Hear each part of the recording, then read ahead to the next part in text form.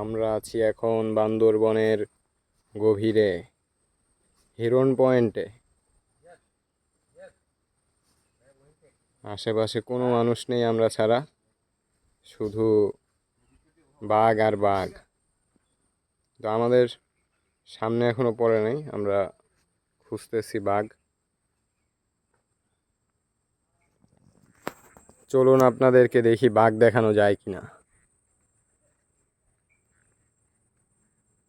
আমরা এক পা দুই পা করে বাঘ দেখানোর জন্য এগিয়ে যাচ্ছি। এই রাস্তাটা অনেক সরু, কাঁচা রাস্তা।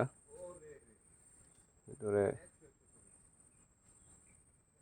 যত দূর চোখ যায়, বেশি দূর অবশ্য দেখা যায় না, অনেক ঘন বন এখানে।